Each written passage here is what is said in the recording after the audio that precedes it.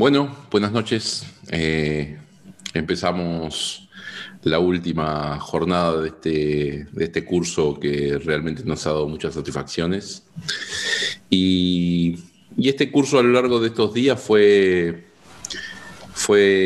una charla de amigos, ¿sí? Y hoy nos damos el lujo de cerrarlos con dos enormes amigos chilenos como Glenn Hernández y Alejandro Brum, con los que hemos compartido mejores épocas, hemos compartido momentos más agradables, pero que bueno, sabemos que están cuando necesitamos que estén y acá estamos todos juntos para hacer la última jornada. Alejandro, Glenn, muchísimas gracias por estar y bienvenidos. Hola, gracias por invitarnos. Sí, por supuesto, es un gusto enorme tenerlos a los dos. Por supuesto, siempre es mucho más grato encontrarnos personalmente, compartir otras cosas, que nos inviten a tomar algún juguito, pero no tengo dudas que en un futuro cercano tendremos otras oportunidades. Pero ahora ya les quiero anticipar mi agradecimiento. Para nosotros es importantísimo contar con ustedes y me parece que todos se van a ir muy contentos de esta actividad. Así que un abrazo. Bueno, Alejandro y Glenn no necesitan presentaciones, ¿no? Me parece que los conocemos de muchos años de estar en actividades académicas. Son íconos de la Pontificia Universidad Católica de Chile, del Hospital Clínico de la Pontificia Universidad Católica, y son profesores de la universidad, jefes de servicio de la unidad crítica reiteradamente, bueno, y investigadores de primerísimo nivel mundial. Hemos tenido la suerte de compartir alguna actividad de investigación, alguna actividad académica en innumerables oportunidades y siempre es un gusto trabajar con ellos. Hoy van a estar también Gustavo Plotnikov y va a estar Vanina Canore. Vamos a discutir algunos aspectos así descontracturadamente como ha ocurrido a lo largo de todo este curso. Algunos aspectos controversiales acerca del tratamiento y del manejo de los pacientes COVID. Bueno, no tenemos agenda, así que, bueno, les propongo un poco en función de algunas de las discusiones históricas que se han armado alrededor de esto, discutir un poco si intubación temprana o intubación más dilatada como para empezar a hablar pero más que decir, porque evidencia no hay en esto, digamos, me gustaría analizar los pros y los contras que cada una de estas decisiones podría eventualmente tener, tanto en el consumo de recursos como en la evolución de los pacientes. Y también me gustaría discutir con ustedes si es lo mismo intubación temprana o intubación tardía en cualquier lugar. Si los lugares con mucha experiencia en ventilación mecánica o los lugares con menos experiencia en ventilación mecánica podrían tener una diferente respuesta correcta o mejor respuesta ante esta pregunta. Alejandro, ¿qué te parece? Bueno, es sin duda y buenas noches a todos y gracias por la invitación. Plantea efectivamente es una de las grandes controversias que hemos tenido que enfrentar. Como tú dices, bueno, yo creo que la controversia no es intubación precoz o intubación tardía, porque obviamente si supiéramos que vamos a terminar intubando un paciente, probablemente no retrasaríamos adrede la intubación, sino que la controversia es si hacer una intubación precoz, ¿cierto?, o tratar de jugárnosla por evitar la intubación y la ventilación mecánica, sabiendo que en un porcentaje importante de esos pacientes vamos a terminar intubándolos de manera tardía. Y bueno, obviamente el beneficio de hacer una aproximación más restrictiva a la intubación, tratando de ver si podemos salir al paso con una cánula de alto flujo, con un pronovigil, una ventilación no invasiva, lo que a uno le parezca que son la opción más razonable.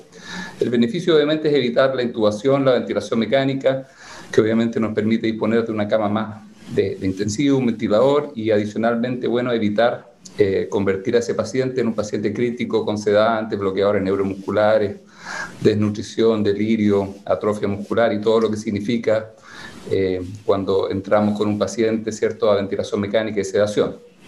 Donde fuera su enfermedad de base le agregamos una cantidad de morbilidad enorme, y obviamente esa cantidad de morbilidad va a depender harto de lo que tú decías, ¿cierto?, cómo la manejemos, de dónde se está intubando el paciente. Entonces, bueno, obviamente cuando se intuba en una unidad con recursos, con experiencia, donde no hay una sobrecarga asistencial excesiva, en general sabemos que, si bien son riesgos importantes, son más o menos manejables, y bueno, no necesariamente el haber intubado a un paciente de más le aumenta demasiado la morbimortalidad. Hay algunos pacientes de estos que intubamos temprano, se intubaron en otro centro temprano y nos han sido derivados, y los hemos extubado dentro de los primeros 3-4 días. Nos pasó harto cuando estábamos comenzando la segunda ola. Los evaluamos y en realidad estaban bastante bien y los extubamos bastante tempranamente. La verdad es que no tuvo mayores consecuencias. Sin embargo, muchos pacientes que se intubaron en servicios de urgencia, a veces muy sobrecargados, donde no había una buena capacidad de cuidarlo, y los pacientes quedaron ahí varios días en áreas de hospitalización con un cuidado subóptimo. Obviamente los riesgos ahí de conectar a un paciente a ventilación mecánica en ese contexto aumentan bastante, accidentes, extubaciones, ¿cierto? Una serie de incidentes que pueden ocurrir, y el riesgo-beneficio, ¿cierto?, es un poco más complejo. El paciente, obviamente, entrar a una ventilación mecánica significa una cantidad de cuidados muy importantes, y si no los podemos proveer, eventualmente el beneficio de proteger a ese paciente y evitar su fatiga no es tan evidente, o hay que tener un distinto punto óptimo para tomar decisiones. Son algunos de los elementos que se me ocurren respecto a lo que tú planteas. Ahora, obviamente, una vez que los intubamos, ¿cierto?, y si los intubamos más tarde porque eventualmente inicialmente habían respondido y los terminamos intubando al cuarto, al quinto, al séptimo día, bueno, son pacientes completamente distintos en general. Muchos de esos pacientes, al haber pasado la fase aguda, ya están en una fase más restrictiva. No sabemos si esa fase más restrictiva, cuánto influye el timing de la enfermedad, que están más avanzado, o cuánto influyó el haber retrasado la intubación y el posible impacto negativo que podría haber tenido eso sobre los pulmones de pacientes que pueden haber estado haciendo un esfuerzo a veces no tan insignificante, pero que a veces cuesta detectarlo al lado de la cama del enfermo, sobre todo en los sujetos obesos. Algunos puntos que me parece discutir, yo creo que no tenemos la respuesta, como tú dices, y creo que la decisión es difícil ponerla en 3 o 4 puntos, elementos clínicos. Yo creo que depende de la experiencia, el contexto, qué tanta presión asistencial tenemos con las camas críticas, y qué es lo que hacemos con esa decisión, digamos. Si podemos aguantar la intubación y tenemos una buena capacidad de estar vigilando al paciente con personas experimentadas que puedan detectar el exceso de trabajo respiratorio, las consecuencias potencialmente adversas de un trabajo respiratorio excesivo, creo que es aceptable esa decisión. Igualmente, si decidimos intubarlo temprano y estar en un área con buenos cuidados, me parece que ambos son caminos aceptables, pero si no ocurren esas situaciones, la misma decisión puede tornarse bastante desastrosa para el paciente. Sí, yo una de las cosas que me planteo es si uno no tiene que hacer un análisis concienzudo sobre cuál es el recurso del cual uno está corto, ¿no? Porque se ha hablado mucho de los respiradores como factor limitante, pero en la Argentina, al final del camino, la mayor parte de las veces no fueron los respiradores, sino el recurso humano lo que planteó una limitación, ¿no? Y algunas de estas cosas que se hacen en un intento de evitar la intubación, a veces tienen unos consumos de recurso humano que son bastante mayores que los que podría tener eventualmente la intubación de un paciente y el manejo de un paciente en ventilación mecánica invasiva, ¿no? Esencialmente, por ejemplo, si uno está intentando hacer ventilación no invasiva, es es frecuente que uno tenga que disponer de más horas hombre para manejar a un paciente con ventilación mecánica no invasiva que con ventilación mecánica invasiva, y además la mayor parte de las veces que he visto hacer ventilación mecánica invasiva las he visto hacer con un ventilador microprocesado, que son los que tenemos disponibles, y de todos modos también estamos gastando el equipo, usando el equipo. Entonces, ahí creo que el balance es muy complejo, y más allá de los riesgos que siempre se han planteado alrededor de la ventilación mecánica no invasiva, de los riesgos de contaminación, de infección del personal y todo esto, que probablemente sean un poco menores con la cánula de alto flujo que con la no invasiva, la aerosolización, pero que eventualmente también existen. Nuestra tendencia como país y la recomendación de la sociedad fue no utilizar la ventilación mecánica no invasiva y la cánula de alto flujo.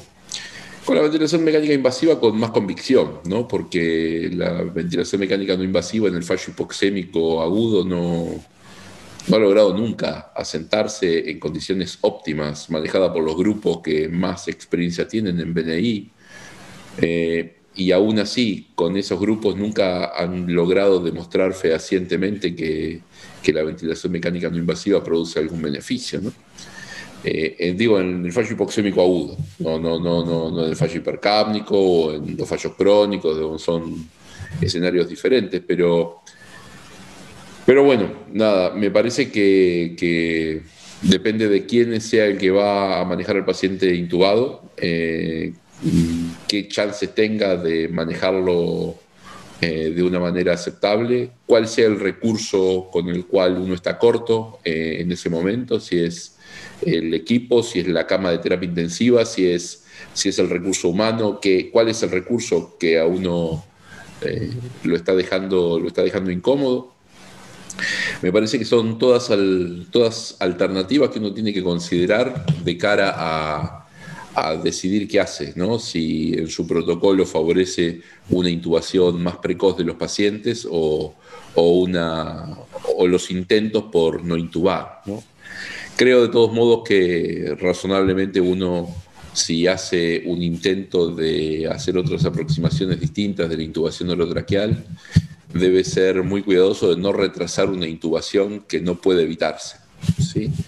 Y si uno hace un intento de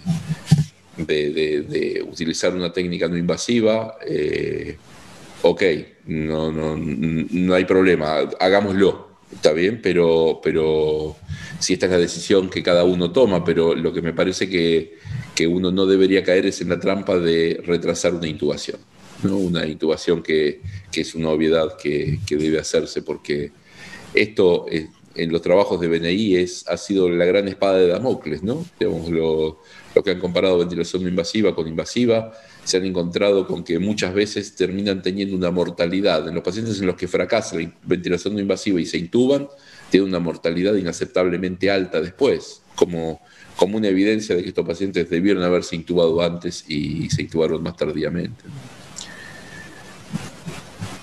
Glenn, sí, Gastón. perdón. Gustavo. No, me colé, venga Glenn nomás. No, por favor, dale. Sí. No, quería decir que me parece acertada, ¿no? La visión esta de que en un escenario controlado y con personal altamente entrenado y no desbordado, la intubación temprana parece conllevar riesgos, porque en el peor de los casos, como dijo Alejandro, es lo extubaremos mañana, ¿no es cierto? O en 3-4 días. Pero en un escenario de catástrofe, en donde la situación es de sobrecarga laboral y sobre todo donde el recurso humano es muy limitado, ahí el escenario cambia muchísimo. Y ahí yo quería remarcar sobre esto que decía Gastón, que no solo la ventilación no invasiva por ahí tiene una evidencia discutible, sino que además, Glenn, Ale, yo soy kinesiólogo, para nosotros la sobrecarga de trabajo del soporte ventilatorio no invasivo es enorme, y en un escenario en el cual el recurso humano es limitado, lo que parece una herramienta de sostén es una herramienta de sobrecarga de trabajo enorme para nosotros. Nosotros, en un paciente que ventilamos, inicialmente tenemos una carga de trabajo grande durante la primera hora, en un paciente que ventilamos con ventilación no invasiva tenemos una carga de trabajo enorme en las primeras 7 horas. Con lo cual, cuanto más pacientes tengamos en no invasiva, ya sea alto flujo o ventilación no invasiva propiamente dicha, es una carga de trabajo muy grande para afrontar con un recurso humano sumamente limitado, porque si bien los médicos están limitados en números, imagínense que los kinesiólogos estamos limitados bastante más por la falta de expertos en el área. Con lo cual hace la situación más riesgosa, porque ventilamos a pacientes que muchas veces, por ser ventilación invasiva, se asume como que son menos graves, y esto lo pongo entre comillas, o se les presta menos atención, y encima ponemos personal menos entrenado a supervisarlos, con lo cual corremos el riesgo potencial no solo de retrasar la intubación, sino de estar evaluando mal el fracaso, con lo cual me parece que hay que ser muy concienzudos cuando uno recomienda no invasiva en cualquiera de sus modos, porque también requiere de un expertise muy alto, ¿cierto?, para el manejo. Exactamente, y a mí me parece que ahí hay una concepción subyacente al uso de estas modalidades, y es que un médico no especialista, un kinesiólogo que no tiene especialización en medicina crítica, puede instrumentar ventilación no invasiva, Helmet o CAFO, como enfoques sencillos. Este me parece que es uno de los conceptos que subyacen a la diseminación de estas modalidades. Y me parece que en manos inexpertas pueden ser catastróficas, como ustedes planteaban. A mí me parece que hace falta más expertise para hacer ventilación no invasiva que para hacer ventilación invasiva. Pero me parece que pensar que hay que hacer ventilación no invasiva porque no hay recurso humano calificado es un error conceptual. Me parece que... Yo quiero acotar algo en relación a esto, porque bueno, uno de los participantes, Federico Manuel Herrera, plantea acá, dice, más que una pregunta es una afirmación, en el Fernández hay una unidad de terapia no invasiva y la verdad que nos está dando muy buenos resultados, más allá de la intubación, porque generalmente no le progresan de manera favorable. A mí me gustaría, en relación a todo lo que ustedes están planteando acá, preguntarles una duda que yo, hay dos aspectos que identifico. Primero, lo que se ha dicho en relación a ventilación no invasiva es que se ahorran camas de terapia intensiva. Y la verdad es que para hacer la ventilación no invasiva se necesita un área especializada, con monitoreo, con un médico, con un kinesiólogo, con un enfermero, en forma permanente, que además muchas veces tienen un respirador y la ventilación no invasiva la hacen con un respirador, o sea que la única diferencia entre eso y una terapia intensiva es que no tienen un médico intensivista. Pero que la verdad, o sea, lo que no tienen es el personal de terapia intensiva, pero el área, digamos, termina siendo muy parecida. Pero además hay un tema, y esto es lo que a mí me genera tanta duda con esto, es que se asume la hipótesis de que una persona a la que se le pone ventilación no invasiva es una persona que indefectiblemente va a evolucionar hacia la falla respiratoria que lo tiene que llevar a un respirador. Y por lo tanto la ventilación no invasiva lo salva de ese destino único que es el respirador. Entonces, la pregunta que yo les hago a ustedes, y también para debatir sobre nuestro oyente Federico Manuel Herrera, ¿es así? Digo, porque yo también, que no cuento con ventilación no invasiva, y sí, por ejemplo, con CAFO, pero muchas veces hemos tenido pacientes que están al borde del respirador, que están con una máscara de reservorio, con altos requerimientos de oxígeno, pero que no tienen aumento del trabajo respiratorio, que los hemos esperado y que no llegaron a un respirador. Entonces, tenemos que asumir que un paciente al que alguien decide ponerle BNI es que iba a ir definitivamente a un respirador. Esto me gustaría que se discutiera. Perdón, pero me salgo de la vaina para contestarte, Vani. A mí me pasó durante la primera ola, que fue donde tuvo mayor auge esta unidad de uso BNI del Hospital Fernández, me pasó que en un lugar altamente entrenado y sin sobrecarga de trabajo, en un centro en el cual somos especialistas en hacer alto flujo y BNI, nosotros hacemos alto flujo en el sanatorio hace 8 años, no durante la pandemia, tenemos experiencia sobrada en alto flujo y en BNI, decidimos por cuestiones, por ahí acertadas o por ahí erradas, de prevención de infecciones cruzadas con el personal de salud, no utilizar o restringir el uso de BNI y alto flujo. En este escenario, la verdad que la gran mayoría de los pacientes, e insisto, sin sobrecarga de trabajo, ¿no? En una primera ola en la cual pudimos recibir a pacientes adentro de terapia intensiva, a todo paciente que requiera una máscara reservorio y que tenga comorbilidades, con lo cual nos dábamos un gusto enorme, porque un paciente que ingresaba con enfermedad grave, con falla respiratoria hipoxémica y con máscara reservorio entraba directamente a terapia intensiva. En el monitoreo estricto y cercano por personal entrenado se dicotomizaba claro el que iba a ventilación mecánica y el que no. Y ninguno de esos parecía rescatarse con alto flujo y BNI. La verdad que yo tengo una gran impresión de que los pacientes que se rescatan con alto flujo y BNI son pacientes de moderado a leve y que posiblemente el escalamiento hacia enfermedad más grave sea dudoso, ¿no? Pero bueno, insisto, en un escenario muy controlado. Distinto es en otro escenario, como bien planteó Alejandro, en el cual hay que soportar pacientes en clínica médica o por fuera de terapia intensiva. Nosotros no hemos utilizado ventilación no invasiva en general, no la pusimos en las recomendaciones ni de nuestro centro ni de la sociedad. Hubo algunos centros en Chile que tenían harta experiencia y la siguieron usando. Nosotros, por alguna de las razones que tú mencionabas, no la usamos porque logísticamente complejiza y es muy demandante, y nosotros usamos harto las áreas de intermedio. Somos mucho menos intensivistas que ustedes en Argentina, y esas áreas de intermedio no hay intensivistas, son normalmente médicos de lo que ustedes llaman clínica médica o médicos generales incluso que están cuidando a los enfermos. Hay menos recursos de enfermería también en esas áreas, hay menos acceso a kinesiólogos, y por eso optamos por una estrategia que era menos demandante personal, y optamos por cánula de alto flujo y pronovigil, y esa estrategia se hacía cuando estábamos con harta demanda fuera de las camas de unidad de cuidado intensivo, de manera que los pacientes ingresaban a UCI prácticamente ya intubados o con intubación inminente. Esa fue nuestra aproximación, pero yo creo que, como ustedes dicen, depende un poco de la parte organizacional. Si uno no tiene unidades separadas de intermedio e intensivo, eventualmente no es la misma consideración. Y bueno, respecto a cánula de alto flujo, nuestra experiencia en general ha sido positiva. Hubo algunos pacientes que yo categóricamente diría que salvaron de la intubación y que era fuera del contexto de la pandemia jamás hubieran estado fuera del ventilador, con pulmones muy blancos, con requerimientos de oxígeno más de 80% durante muchos días, con un prono permanente una semana. Ahora, muchos de esos terminaron intubándose, pero hubo un grupo de pacientes que sí salvaron, y esos que salvaron hicieron una recuperación en realidad bastante más favorable, con un pulmón rígido, pero con el resto de su organismo en buenas condiciones, sin delirio, lúcidos, alimentándose, comunicándose con la familia por teléfono. Así que yo creo que en realidad se nos han abierto más preguntas que respuestas, digamos, de lo que hacíamos. Yo creo que en ese sentido va a ser interesante ver a futuro. Creo que va a cambiar un poco nuestra aproximación y nos vamos a replantear un poco las conductas que habitualmente teníamos a ese respecto. Sí, a ver, no hay mucha duda en que esta pandemia nos ha enseñado un montón de cosas, ¿está bien? Y creo que vamos a aprender unas cuantas más.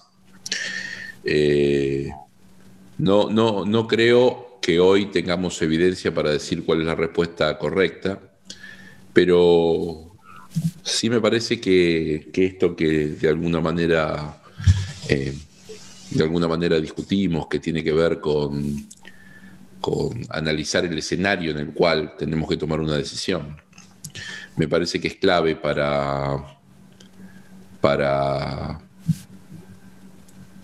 tomar una decisión correcta para ese escenario en particular, digo. No creo que la misma respuesta correcta sea para todo el mundo o en todos los escenarios. Me parece que pasa por ahí un poco la cosa.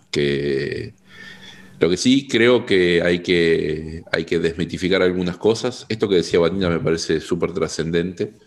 Que yo le ponga ventilación no invasiva a un paciente y que no requiera ponerle un respirador no quiere decir que hubiera requerido el respirador en caso de no ponerle la ventilación no invasiva. Entonces, parece una perogrullada, pero... Y muchas veces la ventilación no invasiva, en una situación en donde hay mucha hipoxemia y todas estas cuestiones, si alguien tiene esto como herramienta disponible y no tiene por ahí otras herramientas disponibles, porque o no tiene el recurso humano, puede ser que la sobreindique a la ventilación no invasiva y se la ponga a pacientes que probablemente se hubieran arreglado simplemente con menos recursos todavía, con una máscara reservorio o algo por el estilo. Entonces, eso por un lado, y por otro lado, ¿no?, desmitificar la cuestión esta de que es fácil hacer ventilación no invasiva, ¿no?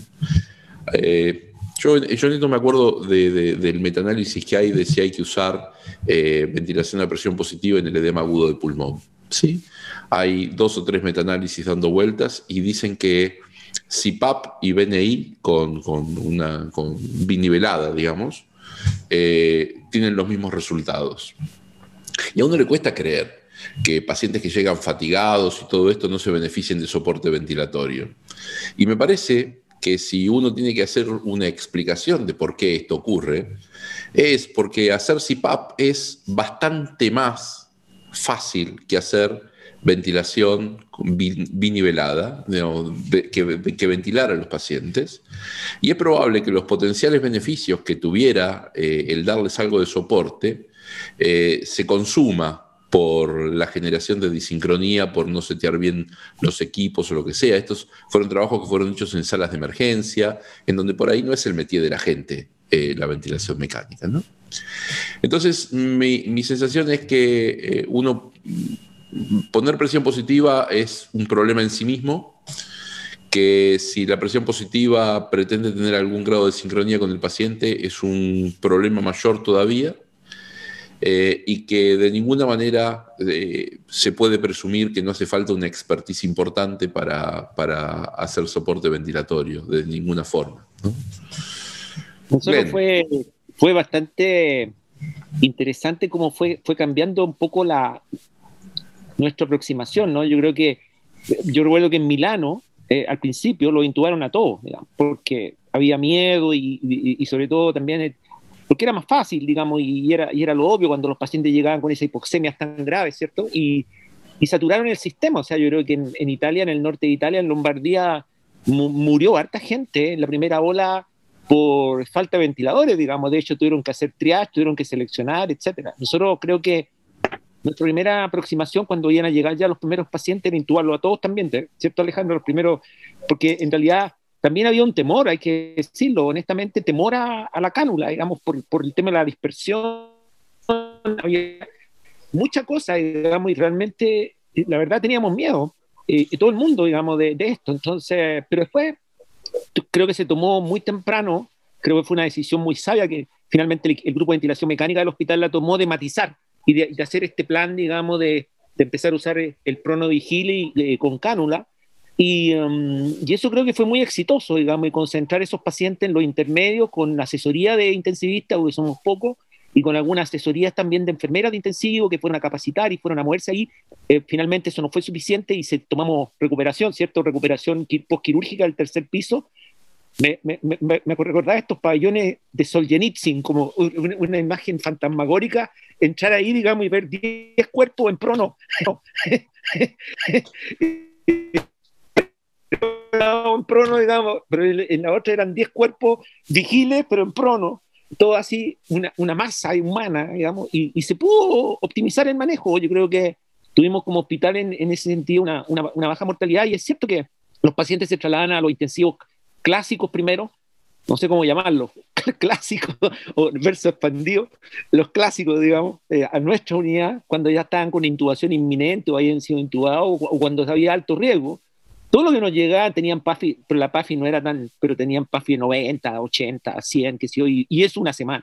Y hubo varios pacientes, y los tengo en la mente, ¿cierto, Alejandro? Que estuvieron ahí 7 días, 10 días, y me acuerdo una vez, esta es una anécdota, le entregué la guardia en la tarde a Alejandro, y miró a un gordito que teníamos en la cama 7, y dijo, y más o menos Alejandro me miró, ¿y por qué no lo han intubado? O sea, más o menos. Entonces, no, me dijo, yo lo voy a intubar en la tarde. Y nosotros lo habíamos estado observando 4 días, y él decía, ¿cómo te sientes? Me siento bien, digamos, tengo hambre. Sí, estaba ahí, pero con una PAFI horrible, digamos, con flujo de oxígeno. Y estaba ahí. Y finalmente yo le dije, Alejandro lo va a intubar. Y el otro día llegué y no estaba intubado. Y Alejandro le pregunté, ¿cuál fue tu criterio fisiológico? No, le pregunté y me dijo que lo que le molestaba es que tenía mucha hambre. ¿Te acuerdas, Alejandro? No se intubó. Y finalmente nunca se intubó, digamos. Después siguió, después se fue de la unidad y así, pues, con muchos otros casos. Entonces, realmente hubo pacientes que estaban al borde. Es cierto lo que dice Alejandro, que después salían con... Sí. Yo dile, es un poco anecdótico, ¿no? Pero finalmente creo que logramos matizar. Esas anécdotas, Len, creo que hemos vivido todas esas anécdotas. Claro, en todos lados. Claro. yo ahora lo intubo, yo me encargo, y después no lo intubaban y así, pues. Entonces, incluso me acuerdo una vez, una esposa me retó porque la llamé y le dije, y me dijo, ¿ya lo intubaron al marido? Le dije, no, todavía no, porque no sé qué, pero ¿cómo? Si los médicos de clínica médica, los de intermedio, me dijeron que era obligatorio intubarlo, porque si no se le iba a echar a perder el pulmón, etcétera, bla, bla, bla. Y la señora como que partió enojada conmigo, después se relajó, pero que ¿por qué no lo habíamos intubado? O sea, valor. Entonces, nos pasaron anécdotas como esa. Pero otra cosa culturalmente interesante es que en la segunda ola, ahora, digamos, he notado la pérdida de respeto por la cánula de alto flujo. O sea, ahora ya nadie digamos, están todos con cánula y nadie se estresa. O sea, antes uno más o menos quería entrar con una escafandra, digamos, y con traje ébola cuando había un paciente, y ahora entran, salen. Incluso el otro día vi unos pacientes en la UCI que antes decíamos a todos se les ponemos estas mascarillas cuando estén con la cánula, qué sé yo, y ahora están sin mascarilla. O sea, ya como que se relajó la cosa, digamos. Entonces ahora nadie, hasta donde tenemos conocimiento de nosotros, se ha infectado el personal, digamos, por manejar pacientes con cánula, digamos. Entonces, no sé qué pensáis tú, Alejandro, pero como que cambió el panorama hasta cultural, como enfrentamos la cánula, emocionalmente, digamos. Sí, se ha masificado. Hoy día tuve el dato ahí, cuántas cánulas habían en el país. Cuando partimos la pandemia habían 600 y en este momento hay 3.700 equipos de alto flujo y que se están usando casi siempre permanentemente. Digamos, la cantidad de pacientes en alto flujo aquí es gigantesca, digamos, y algunos pacientes están 2-3 semanas en alto flujo y con requerimientos de oxígeno de 70-80%. Sí, no sé cómo ha soportado el sistema de oxígeno, pero ha soportado. Y el sistema económico, vale, porque estamos hablando de un dispositivo que el descartable vale unos $200 y el consumo de oxígeno es extremadamente superior al de un respirador, con lo cual es Sí. un costo económico alto también, ¿no? Porque pega fuerte eso. En el peor escenario, un respirador va a gastar unos 15 litros de oxígeno por minuto y una cánula gasta 60, ¿no? Pero en drogas sedantes, cuidados de enfermería de un intubado te gastas. Gasta un montón de plata. No, Pero puede ¿sabes ser, qué, sí, Ale? sí. A mí hay una cosa que me hace ruido siempre con el alto flujo y la toma de decisión, sobre todo, ¿no? Yo con Gastón el año pasado hicimos un curso con esto de la falta de recurso humano capacitado, que lo pensamos un curso gratuito desde la Sociedad Argentina de Terapia Intensiva, que tuvimos como 12.000, corregime Gastón si me equivoco, pero 12.750 inscriptos. Inscriptos, tratando de ponerle un piso mínimo al conocimiento, ¿no? Digo, bueno, vamos a dar lo que podamos dar en esta situación de... Y hoy estamos tratando de repetir en otros contextos cosas similares y yo me encuentro con gente que me dice, voy a poner alto flujo y cuando preguntas qué es alto flujo no saben qué es. Y es parecido a lo que decía Glenn recién, ¿no? Tengo pacientes que ingresan a terapia intensiva y me dice, poneme alto flujo, sin saber siquiera qué es. Digo, en este caso mucho peor porque ni siquiera el profesional sabe bien qué es el alto flujo. Estoy hablando de gente que maneja pacientes con COVID. Con lo cual, poner en esas manos la terapéutica de la gente, a mí me pone, viste, como nervioso. Y por otro lado, hay cosas que también a veces uno las pone como, ¿no? Como pintoresca, porque digo, un paciente satura 85 con una máscara reservorio y vamos, si queremos calcular una PAFI aproximada, puede tener 70 de PAFI, o no, 80 de FIO, 55 de PO2, más o menos 70 de PAFI. Ahora le pongo alto flujo al 100%, el paciente satura 94, sigue teniendo 70 de PAFI. Digo, no, estamos más o menos 80 de PAFI. Digo, en términos de severidad de oxigenación es gravísima. En términos de frecuencia respiratoria es difícil, porque hoy bien vos decías, yo soporté pacientes infiltrados en 4 cuadrantes, ¿no? Yo me acuerdo con neumonías bacterianas tener eso, ¿no? De pacientes 8 días de alto flujo, 100% de FIO y soportarlo. Pero en estos, a diferencia de eso, no le baja nunca la frecuencia respiratoria. Entonces, como que me saca también, ¿no? esa parte del monitoreo. Me cuesta mucho ver el impacto del alto flujo en la baja de la frecuencia respiratoria. Entonces, solo me quedan los músculos respiratorios, ¿no? Y ahí entra la gran duda, ¿no? Porque tenemos un montón de pacientes obesos que vaya a saber Dios qué les está pasando ahí abajo. Y bueno, yo me quedo tranquilo cuando no veo, ¿no? Tiraje y esas cosas, y ahí me relajo. Pero digo, hay una cuestión ahí media compleja, ¿no? En el monitoreo. A mí me gustaría ver si podemos... Lo que pasa, Gustavo, perdón. Una frecuencia respiratoria alta necesariamente va a condicionar mantenida en el tiempo fatiga. Sí, bueno, pero en este caso tenemos pacientes, hoy por ejemplo, yo en el hospital tengo pacientes de 39 años. Paciente de 39 años te ventila a 30, 35 frecuencias respiratorias días, a expensas de, como dijo hoy Alejandro, cuando fracasa, si fracasa, después vaya a saber Dios quién lo ventila, ni Gastón ni Alejandro lo ventila, ni Glenn, menos yo, ¿no? Pero digo, es muy difícil. Pero estos pacientes jóvenes tienen una tolerancia mucho más alta a esta demanda ventilatoria, ¿no? Y conlleva un precio enorme, porque cada vez que ventilas uno de esos pacientes, terminas con un paciente que tiene 7-10 de pH, 80 de CO2, ¿no? Pero además, tener un paciente con una frecuencia respiratoria de 30 por minuto exige un monitoreo muy estricto, porque es un paciente que puede desarrollar fatiga muscular respiratoria de forma inminente. Sí. Bueno, no, en relación a esto, me parece que la última charla, Gustavo había hecho una pregunta que dijo, bueno, para ustedes, ¿cuál es la indicación de intubación orotraqueal? Y mucha gente ahora, hay como 3 tipos de preguntas. ¿Cuándo intubamos a los pacientes y con qué indicación? Si PAFI, frecuencia respiratoria, ¿cuándo les hacemos traqueostomía y cuándo les hacemos weaning? Esas son las preguntas del chat. En relación a esto, la primera, ¿cuándo intubamos? La semana pasada Gastón y yo decíamos aumento del trabajo respiratorio como, digamos, la primera indicación. O sea que lo que uno mira es ese trabajo respiratorio.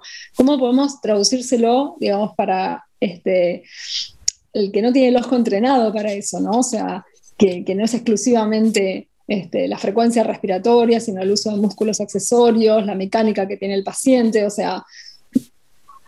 Me falta el aire. Me falta el aire también. Digo, hay que preguntarle a la gente cómo yo decía, por ejemplo, el hecho de no poder contener el aire un segundo. Hay una carta de Tobin, Vani, que es hermosa porque por lo menos, bueno, coincido con Tobin, ¿no? Soy del equipo de los fans de Tobin, pero que coincide con algo que yo pienso siempre, ¿no? Digo, hay un músculo que se llama, 3 músculos en realidad, pero el escaleno medio sobre todo, que son músculos tónicos, ¿no? Son músculos que están, si yo podría poner un electromiograma de superficie, está constantemente en todos nosotros ahora activo. Lo que hace este músculo cambia la mecánica ventilatoria diametralmente, porque lo que hace es darle punto fijo a la primera costilla y a partir de acá permitir que todos los intercostales traccionen, ese famoso movimiento que leemos en todos lados, asa de balde, bueno, se produce a partir del punto fijo que genera el escaleno en la primera costilla. Si yo veo un paciente que está reclutando el escaleno o los esternocleidomastoides para respirar, ese paciente está al borde de claudicación de la bomba, porque son músculos que no se reclutan para respirar activamente. Son músculos fásicos que a diferencia de otros, son músculos tónicos, perdón, que a diferencia de los fásicos no se acortan. Entonces, si yo lo veo que se está cortando, lo mismo el tiraje intercostal, pero digo, porque es más fácil, porque no hay que ni destaparlos. Cuando lo ves acá o lo palpás que está activo, y eso es sumado a frecuencia respiratoria y saturación, es indefectiblemente ese paciente para mí requiere ventilación mecánica y cualquier tipo de soporte que no descargue eso conlleva que ese paciente requiere ventilación mecánica. Por ahí soy demasiado terminante, pero bueno. ¿Jaño? Bueno, con tantos años de estudiar mecánica respiratoria y de poner balones y de todo esto, ¿qué dirías? Le pusimos catéter esofágico a unos cuantos pacientes en insuficiencia respiratoria en esta etapa porque teníamos dudas y nos decían, estará haciendo mucho esfuerzo y como estábamos en la discusión ahí le pusimos alrededor de 8 pacientes. Algunos de estos los comparamos en supino, en prono, con cánula, más, menos. Efectivamente, varios pacientes estaban haciendo un trabajo bien importante, menos 15, menos 20, sin verse necesariamente premiados, sobre todo los pacientes más jóvenes. Entonces, obviamente están con aumento del trabajo, digamos.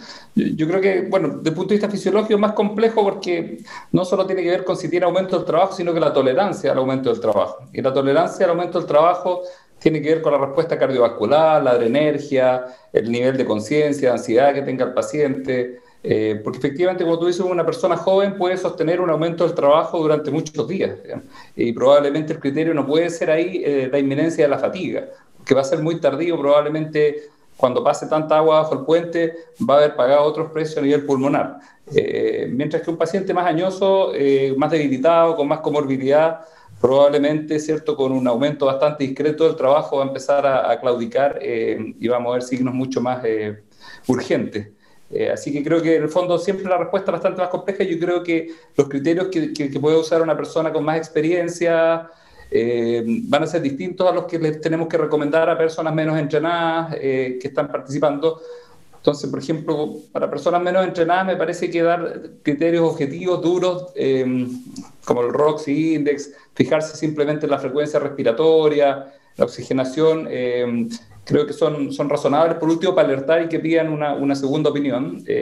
Mientras que cuando hay personas más entrenadas, con más experiencia, creo que uno pudiera hilar un poco más fino, digamos, y va a tener una lista de no 3 o 4 elementos, sino que se va a fijar en 10 o 15 cosas probablemente para poder tomar una decisión, y no solo una foto. También hay que ver el continuo del paciente, qué pasa cuando lo cambiamos de posición, cómo tolera los cambios de posición. Uno a veces ve a un paciente en una foto y se ve bien, pero el paciente lo mueven, ¿cierto? Y desatura, y en ese momento sí desarrolla uso de musculatura accesoria o cuando lo alimentan.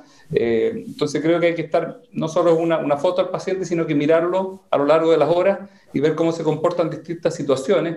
Es distinto ver al paciente sin fiebre que verlo con fiebre después 2-3 horas después. Un aumento de 1 grado en estos pacientes cambia las cosas de la noche a la mañana.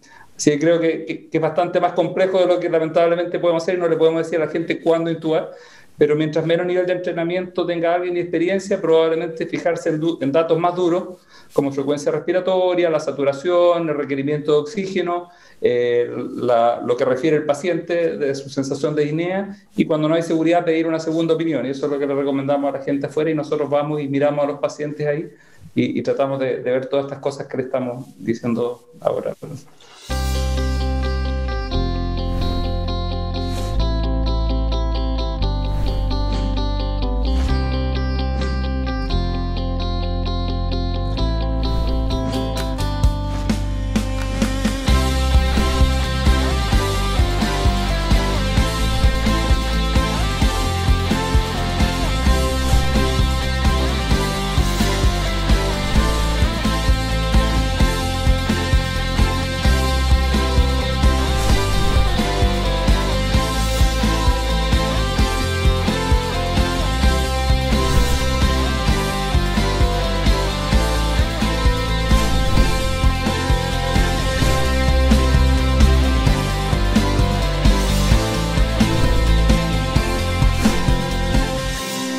Mi sensación no comprobada es que el trabajo respiratorio en estos pacientes puede aumentar por 2 causas. Si aumenta porque el pulmón está colapsado y ha aumentado la elastancia, es una cosa. Y si aumenta el trabajo respiratorio porque el paciente tiene una ventilación muy ineficiente con mucho espacio muerto, me parece que es otra cosa distinta. Creo que a la segunda le tengo mucho menos miedo. Digamos, a la segunda me parece que si el paciente lo tolera y lo tolera sin disnea, creo que uno puede ser mucho más liberal en no intubar a ese paciente. Sin embargo, cuando el incremento del trabajo tiene que ver con colapso alveolar, me parece que uno está corriendo un riesgo muy grande de tener fenómenos de colapso y reapertura con un trabajo respiratorio desmedido, y me parece que ahí esto de la injuria autoinfligida que se puso de moda en este último tiempo es un elemento a considerar, y yo tal vez sería como mucho más agresivo en el comienzo de la ventilación y en el comienzo del soporte. Pero en definitiva creo que tampoco hay una respuesta correcta. Creo que también es una situación compleja para tomar decisiones, y nuevamente me parece que, como recién decía Alejandro y como veníamos hablando hoy en función de otra cosa, no todos los escenarios son el mismo escenario, no todo el recurso humano probablemente pueda utilizar los mismos criterios, y lo que en un determinado escenario es la mejor respuesta puede ser que en otro no lo sea. Por eso creo que, de nuevo, esto es algo que es imposible de relevar de la controversia, y me parece que vamos a seguir teniendo dudas, ¿sí? En todo caso, lo que sí yo le recomendaría a cualquiera es que ante la duda intube, que me parece que es mucho menos problemático intubar a un paciente de más que intubar a un paciente de menos. Y si uno no puede, no tiene la suficiente confianza en la decisión de posponer la intubación, que lo intube. digamos, porque las chances de estar intubando tardíamente a un paciente y intubarlo en muy malas condiciones me parece que son altas. Gastón, ¿sabes qué? Estaba releyendo las preguntas para ver si podríamos haber hecho un evento de alto flujo y cuándo intubar, porque no salen de ahí las preguntas, nos tienen agarrados de ahí. Y yo lo tengo ya Alejandro acá. Nos gastamos la mitad del seminario y no salimos de intubación, ¿no? Claro, sí. Yo lo tengo a Alejandro y a Elena acá y quiero escucharlos hablar nada más, ¿viste? Estoy acá, quiero que me cuenten todo. Entonces, quiero que me cuenten todo, me gustaría saber qué opina Alejandro de esto de que propone Gattinoni, del fenotipo H y del fenotipo L, ¿no? Y de diferentes estrategias ventilatorias para estos pacientes con diferentes fenotipos. Habrás notado, Jaño, que puso comillas en fenotipos. Sí. Yo creo que al principio era una propuesta interesante y abrió un debate, pero creo que, bueno, ahora hemos visto que no hay 2, sino que hay probablemente 5 o 10 fenotipos distintos y en un mismo paciente van cambiando los fenotipos a medida que pasan los días. Así que yo creo que en el fondo, creo que fue un aporte conceptual originalmente, pero creo que ahora tratar de dicotomizar a los pacientes en eso me parece que no es insuficiente y te puede desviar un poquito. Más bien me parece que obviamente es importante tratar de individualizar la terapia, y en ese sentido creo que bien, digámoslo, el aporte y obviamente la aproximación a los pacientes habitualmente que teníamos, de pacientes con distrés, de decir, bueno, partamos con un PIB moderado a alto, ¿cierto? Un volumen corriente bajo en todos los pacientes, una receta un poco de cocina que funcionaba en el 90% de los pacientes de manera más o menos óptima. Aquí no es tan simple porque muchos pacientes los estamos intubando en una etapa un poquito más avanzada, con pulmones un poquito más rígidos. A los otros pacientes muy obesos ahora tienen un predominio de colapso, de presión sobreimpuesta muy, muy grande. Entonces hay como una variabilidad de mecánica ventilatoria enorme, tanto en la fase inicial y qué decir más adelante, donde las cosas van cambiando muy drásticamente. Pacientes que se van poniendo más restrictivos muy rápidamente y uno está obligado a ir adaptando la estrategia ventilatoria. En la primera ola, en general, vimos muy pocos pacientes que respondían bien a una estrategia de muy alto PIB. ¿Okay? Y eso me parece que ha cambiado en esta segunda ola. En particular, hemos tenido una mayor fracción de pacientes muy obesos y muy jóvenes. Y ese subgrupo de pacientes, en general, varios de ellos, y a nosotros nos derivan harto pacientes para ECMO o pacientes que llegan en ECMO y los tratamos de sacar, y varios de esos pacientes, a varios les pusimos catéter esofágico y efectivamente ese fenotipo de pacientes muchas veces requieren la etapa inicial PIB de 15 a 20. Y ahí vimos que se abren, llegaron pacientes con compliance de 10 y después de 6-8 horas en PIB de 20, compliance de 30, 40, se abre la atelectasia. Entonces van apareciendo un montón de fenotipos y en la medida que va cambiando la epidemiología de la enfermedad también vamos viendo cosas distintas, digamos, y vamos aprendiendo sobre lo que ya vimos. Otros pacientes los intubamos y están de inmediato restrictivos, hipercápnicos y con 8 de PIB ya se sobredistienden. También vemos esos, digamos, esos pacientes, algunos que consultaron tarde, otros que nosotros los fuimos difiriendo y finalmente fracasaron igual.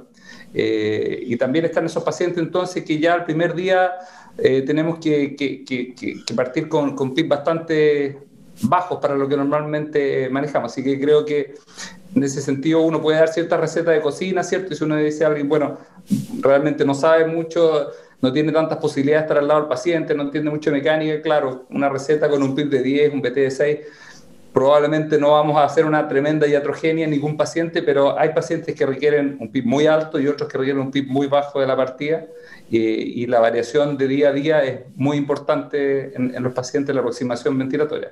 Eso es lo único que podría decirte.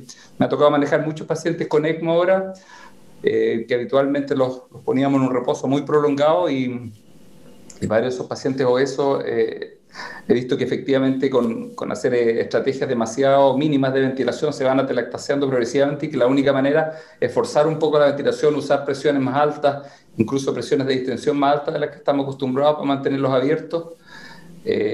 Así que la verdad es que tengo nuevamente más preguntas que respuestas, como que ahora estoy más abierto a ver que hay que ser mucho más flexible y que no hay una receta que le funcione a la mayoría de los pacientes y hay que probar cosas en los pacientes. Más allá de lo que teoricemos, hay que probar. Y el mejor experimento es el paciente y probarlo en distintas circunstancias es lo que nos va a dar la mejor experiencia, más allá de cualquier cosa que nos digan a priori respecto al fenotipo, a las imágenes, a la mecánica, uno se lleva harta sorpresa. Eso es lo que podría decir. Creo que encuentro interesante, Gastón, en relación a la interacción cardiopulmonar.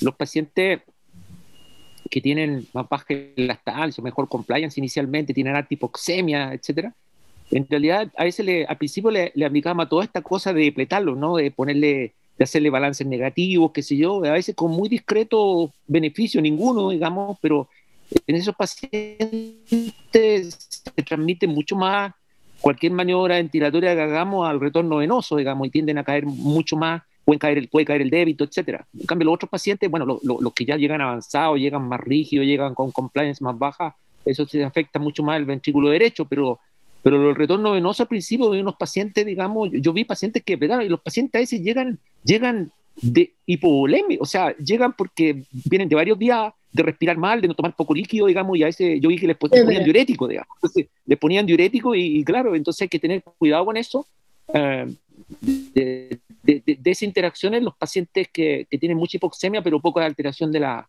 compliance. Eso lo aprendimos también viendo pacientes. A ver, si hay una pregunta que me parece que es como icónica en terapia intensiva, es ¿este paciente tiene el nivel adecuado de resucitación o no? Digamos, me parece que está por encima de casi cualquier otra pregunta. Digamos, y como parte de la resucitación, me parece que el componente central es la volemia. Digamos, ¿está con una volemia adecuada o no está con una volemia adecuada? Y probablemente también sea una de las preguntas más difíciles de contestar, ¿no? Creo que hay muchas estrategias ahora que han venido a ayudar a esto, sobre todo el monitoreo hemodinámico funcional, pero me parece que es como la gran pregunta, ¿no? Que uno debería hacerse en casi cualquier paciente crítico, y mucho más en ventilación mecánica en situaciones complejas, ¿no? ¿Qué tan frecuente ven el fallo del ventrículo derecho, Glenn? Mira,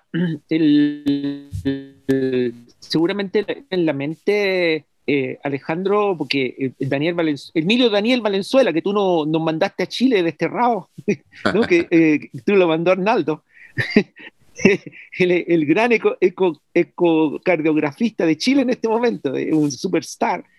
Y él hizo un estudio, digamos, multicéntrico con harta gente que son eco-freaks, le llamo yo. Entonces, ¿te acuerdas tú los números, Alejandro, cuando era una disfunción significativa del ventrículo derecho? No, lo encontró en el 20, no me acuerdo, la verdad es que fue, pero no era tan alto como pensábamos. No, con un criterio... Con desviación del septum y por lo tanto ya un criterio de core pulmonar más manifiesto era alrededor del 10 a 15%. Con criterios más sutiles de tamaño del ventrículo derecho, alrededor de 25-30%. Así depende cuánto uno lo busca y qué tan fino es, ¿cierto?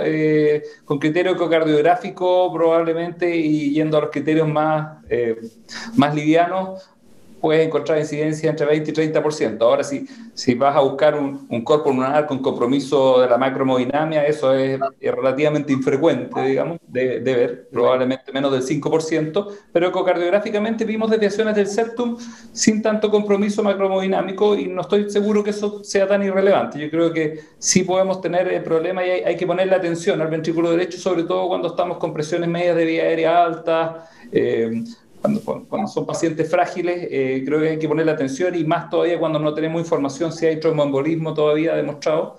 Creo que hay que estar atento a ese tema y vale la pena, yo creo, estar mirando a los pacientes con eco. Acá, bueno, hay varias que se han entrenado y lo hacen en prono, logran igual buenas ventanas, y de este estudio de más de 100 pacientes, casi el 40-50% estaban en prono cuando fueron evaluados, igual lograron obtener medición e información razonable. Así que yo creo que... Cuando vos decís de poner la atención al ventrículo derecho en esos casos, ¿no?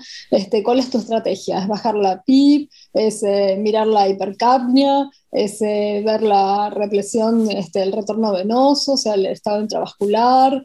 ¿Cuáles son los parámetros, o sea, en los que decís ahí le pongo atención y bueno, entonces miro cómo está ventilando, tiene una plató alta, está hipercápnico, estoy usando una frecuencia respiratoria por ahí de 26 y ¿cómo le prestas atención?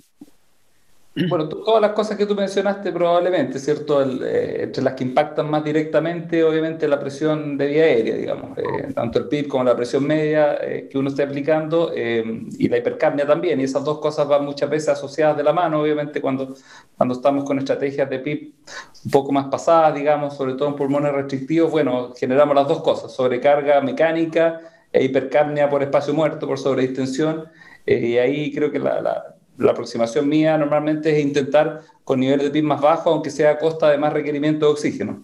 Y tener mucho cuidado con el volumen, digamos, ser más fino con la parte de volumen. Creo que son las herramientas que uno tiene a la mano, digamos. Pero obviamente es algo a mirar, digamos, es difícil simplemente además tener la conciencia de que es un paciente más frágil, que hay que ser más fino y que lo que encontramos ahí en el estudio con Daniel es que esos pacientes tuvieron peor pronóstico los que tenían desviación del septum. Yo le quiero hacer una pregunta un poco más general en torno a esta cuestión cardiovascular. ¿Ustedes piensan que el compromiso hemodinámico juega un rol importante en esta enfermedad? Yo pienso que no. Pienso que hay un tema microvascular, obviamente, en el pulmón. Creo que a nivel sistémico yo conozco por ahí alguno de tu estudios, vi un dato en una abstract o algo así, Arnaldo, de la microcirculación que tú le evaluaste en estos pacientes, pero yo pienso que el compromiso, digamos, circulatorio mayor, macrohemodinámico, yo diría que casi no existe, excepto en situaciones de ventrículo derecho o excepto cuando los pacientes ya están en la fase tardía, segunda, tercera o cuarta semana, y están con la fase séptica y casi cada cierto tiempo hacen descarga séptica y ahí hacen compromiso. Pero en general son compromisos bastante transitorios, o sea, que hayamos perdido pacientes por un shock, por ejemplo, progresivo, ha sido muy, muy infrecuente. Ha habido 2 o 3 pacientes en toda la experiencia. Entonces, ahora, ¿qué pasa a nivel microcirculatorio? Eso yo no lo he estudiado, digamos, yo no sé, pero pienso, mi sensación es que no juega un rol relevante, pero no sé, ¿qué piensan los demás? Sí, yo también. Yo creo que la parte macrohemodinámica creo que en general juega un rol preponderante en una fracción muy baja de pacientes, pero la parte microvascular y endotelial, yo creo que obviamente tenemos pocas ventanas para evaluarlo, pero pacientes tienen muchas alteraciones que sugieren una afectación mayor del endotelio, pero bueno, eso yo creo que son dos aspectos que no están relacionados necesariamente la macrohemodinámica de la disfunción endotelial. Ustedes saben que nuestra experiencia es algo distinta. En un estudio que hicimos el año pasado en 2.000 pacientes ventilados mecánicamente, encontramos una alta incidencia de hipotensión arterial con requerimiento de vasopresores. Casi la mitad de los pacientes, 49% de los pacientes, tuvo compromiso hemodinámico el primer día. Podemos discutir en qué medida esto fue simplemente un compromiso hemodinámico y fue shock, porque también en términos generales el lactato promedio estuvo alrededor de 2 milimoles por litro. Pero lo cierto es que este compromiso hemodinámico fue un predictor independiente de mortalidad. Y en forma adicional, en el curso de su evolución, el 79% de los pacientes tuvieron shock, y el shock probablemente asociado a sobreinfecciones bacterianas fue una de las causas más importantes de muerte. En relación con la microcirculación, sí, lo que vos decís es cierto. La verdad que encontramos alteraciones muy sutiles, insignificantes comparadas con el shock séptico, y coincidentemente con los hallazgos del pulmón, un aumento de la densidad vascular. Un aumento de la densidad vascular. Sí encontramos más frecuentemente alteraciones en la perfusión periférica, en el tiempo de relleno capilar, que bueno, como en todos los pacientes a esta altura del conocimiento, es una guía ineludible para la evaluación clínica y el manejo hemodinámico.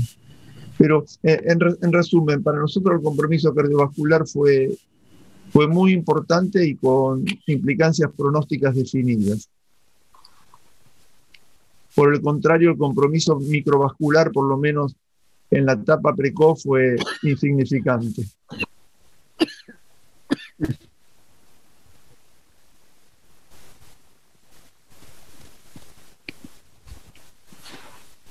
¿Tratamiento? ¿Tratamiento de qué? Paciencia. ¿De qué? De todas estas cosas que alguna vez fueron ¿De qué? De los familiares. De todas estas cosas que de los médicos y que tuvieron prensa y que fueron motivo de presión por parte de las familias, porque esto era como cuando tus médicos del servicio de medicina interna le habían dicho a la señora esta: hay que intubarlo rápidamente porque no hay chance, digamos. Cuando los medios dicen hay que darle plasma a los pacientes, empiezan a ocurrir cosas en los informes, ¿no? Cuando cada una de estas drogas que se vendieron como soluciones mágicas o tratamientos que se vendieron como soluciones mágicas llegaban a la prensa, al día siguiente los informes eran complicadísimos, ¿no? Y al día siguiente por mucho tiempo, muchas veces. Pero bueno, que queda al final del camino, que cuando pasó la zaraza ¿qué queda? Mira, yo creo que yo me siento en realidad muy orgulloso de trabajar en nuestro equipo, digamos, porque tenemos distintas personalidades. Guillermo es como el ayatola, ¿no? Es como el preservador de la tradición más purista, y le cargan todas las cosas así que no tienen evidencia y que no le hacen sentido fisiológico claro, y el enemigo de todas las drogas nuevas. Entonces yo creo que gracias mucho a la influencia de Guillermo y a todo el resto, digamos, que eso bien como racionalista en realidad, decidimos, ¿cierto, Alejandro?, precozmente en reunión del departamento, no hacer nada diferente a lo que hacíamos habitualmente. Dijimos, vamos a actuar, como no hay conocimiento, hay muchos voladores de luces, bla, bla, bla, dijimos, vamos a hacer lo que hacemos siempre, o sea, tratar de ventilar bien, tratar, bajo la influencia muy fuerte de Guillermo, usar la sedación lo más baja posible, digamos, y cortarla lo antes posible, qué sé yo, tener cuidado con los fluidos, vigilar la perfusión, etcétera. Las cosas que hacemos siempre. Y de hecho, durante un buen tiempo, no usamos ni siquiera corticoides. O sea, cuando ya apareció el recovery, incluso con algunas dudas de algunos de nosotros, por la calidad de evidencia que es, digamos, yo al principio me resistí un poco porque estábamos viendo tantas infecciones, bla, bla, bla.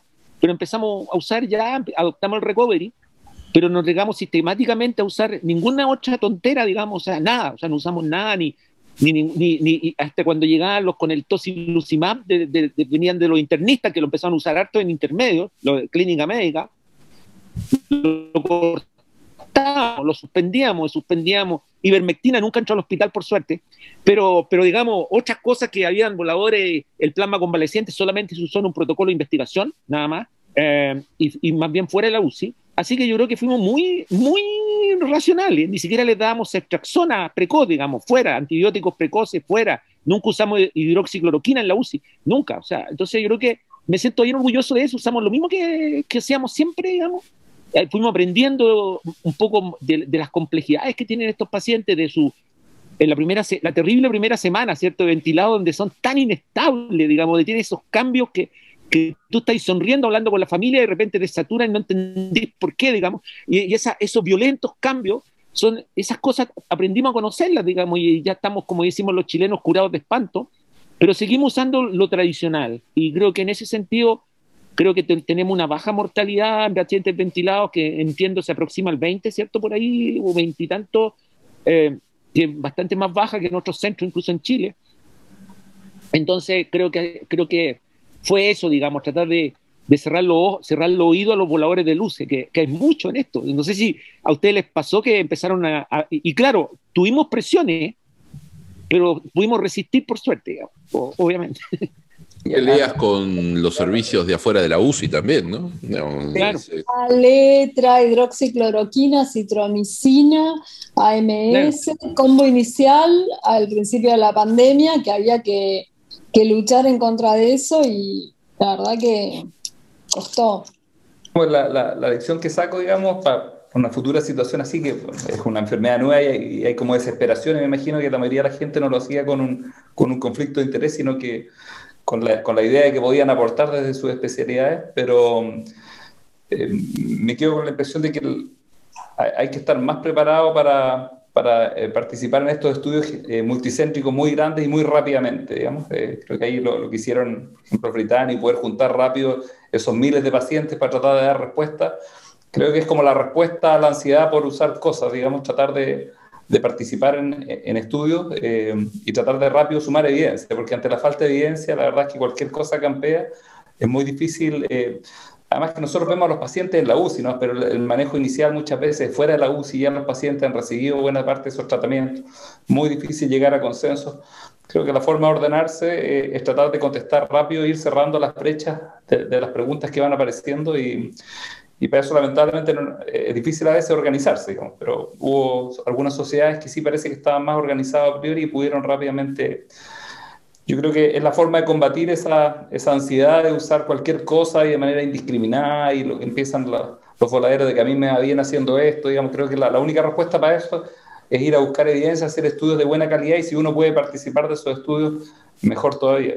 Nosotros estamos teniendo buenos resultados. Esa es una de esas frases que me ponen absolutamente nervioso con nosotros siempre decimos que con un volumen corriente de 12 ml por kilo sobrevivió el 60% de los pacientes en el estudio. Es decir, a ti te puede ir, la verdad es que es bien difícil matar pacientes que no tenían que morirse, hay que hacer esfuerzos grandes y cometer errores muy manifiestos. Entonces, la verdad es que la experiencia personal, la verdad es que es insuficiente. Es decir, tratar de apreciar el beneficio de los corticoides por usarlo en algunos pacientes era imposible. Es decir, para eso tuvieron que meter miles de pacientes en estudios.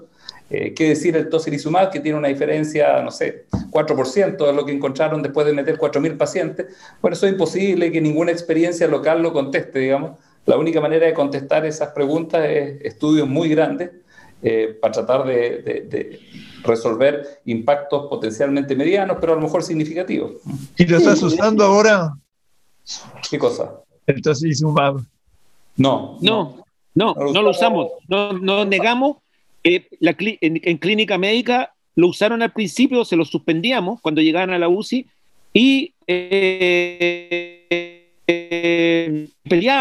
pelearon, se enojaban y hacían un cóctel, además le agregaban otro anticuerpo monoclonal que no me acuerdo qué era, y una droga, le agregaron una droga que viene, ¿cómo era? Era otra droga que viene del campo oncológico, y le suspendíamos todo y hubo tensiones con los internistas, pero después cuando aparecieron algunos estudios negativos lo dejaron de hacerlo, pero ahora se reforzaron con la aparición de estos últimos datos y lo están usando de nuevo, y nosotros de nuevo se los contamos. Entonces no lo queremos usar, la verdad, no queremos usarlo. Así, a mí me parece que estamos en una situación... No, dale, perdón. Dale, Vani. Dale. Es una situación muy compleja como para agregar ruido, ¿saben? Claro. Me parece que tiene que haber cosas que estén muy bien definidas como para que las hagamos, y me parece que si usamos estos tratamientos en el gesto desesperado porque estamos viendo morirse gente y no tenemos un tratamiento específico para darle a la enfermedad, me parece que es un ansiolítico para el médico, y hay ansiolíticos para los médicos que le generarían menos efectos adversos a los pacientes, ¿no? Y menos ruido en el sistema y en el ambiente. Entonces yo la verdad que también soy partidario de que en esto, y hasta que haya evidencia clara, menos es más, y que uno debería ser muy cauto con cada cosa que hace a la cual no esté acostumbrado, porque si era difícil la situación, hacer las cosas de una manera diferente a las que han funcionado siempre, me parece que hace que todo sea mucho más complejo todavía. Bueno, y como bien dijo Ale, ¿no? Me parece que los estudios multicéntricos y sobre todo regionales Me parece que en eso sumamos mucho. Digo, uno se compara, ¿no? Con Nueva York, y el primer reporte de Nueva York, y está chocho con sus resultados. Se murieron el 80% de los pacientes en Nueva York. Entonces nosotros somos fantásticos, ¿no es cierto? Pero si tuviéramos una foto de lo que nos pasa en Argentina,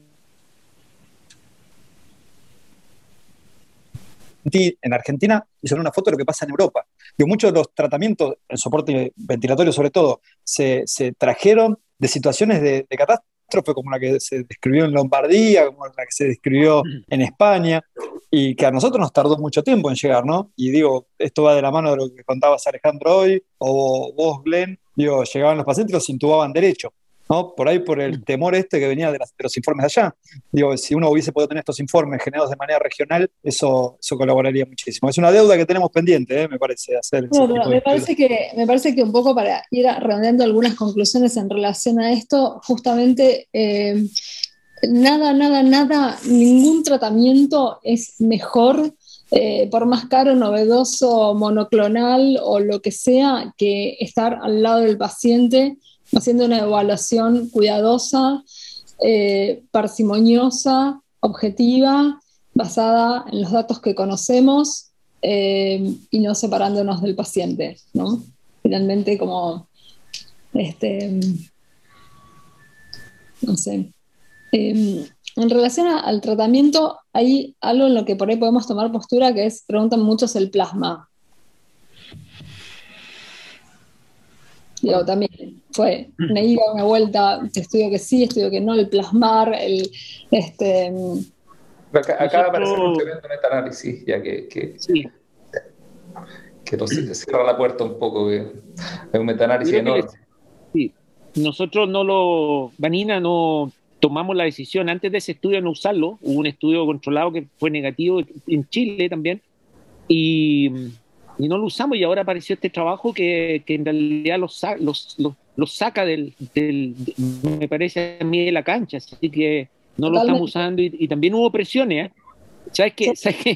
Había también es anécdota, pero una paciente, digamos, que le pusieron plasma, y ¿cómo se llama? Estaba saliendo bastante bien, retirando cánula, que se yo, no se había intubado en San Carlos, y le pasaron el plasma y parece que tenía un corazón muy diastólico, digamos, se congestionó y cayó al ventilador. Entonces, y después se murió más adelante. O sea, fue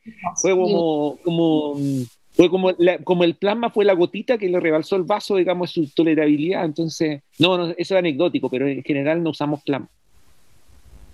Bien. Bueno, parece que nos vamos quedando con los corticoides y hasta ahí llegamos, y después cuidar a los pacientes haciendo lo que mejor sabemos,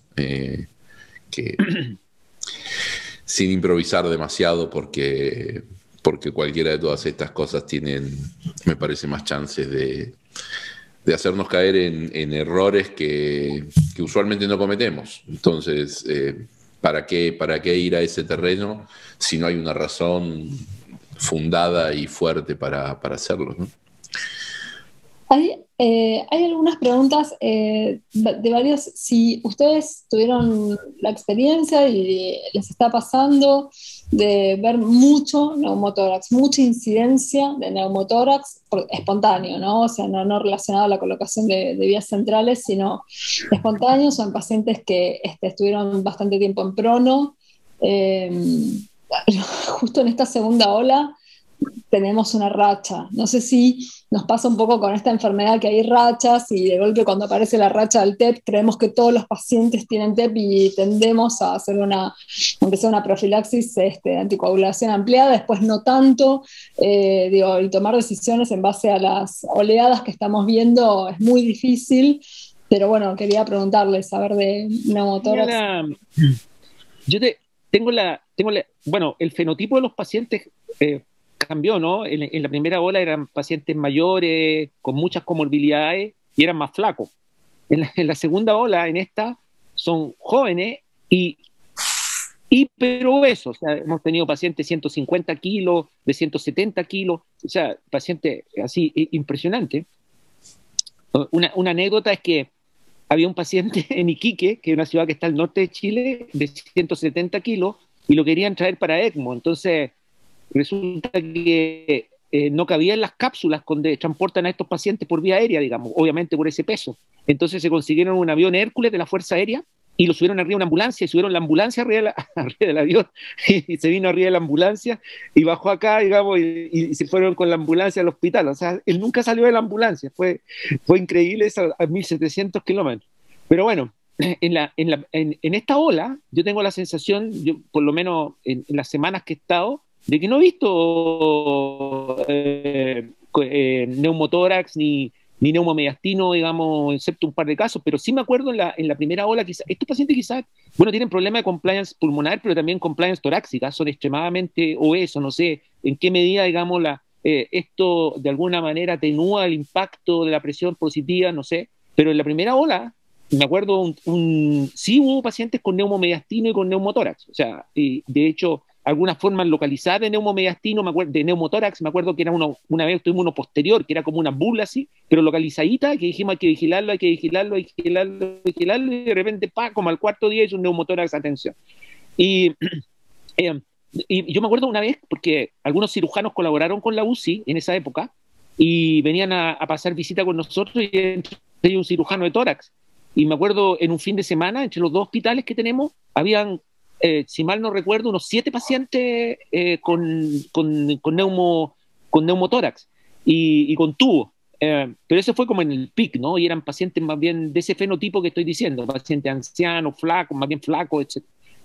En estos gordos de la segunda ola, no, la verdad es que yo no sé a tú, Alejandro, pero me da la impresión que es menos.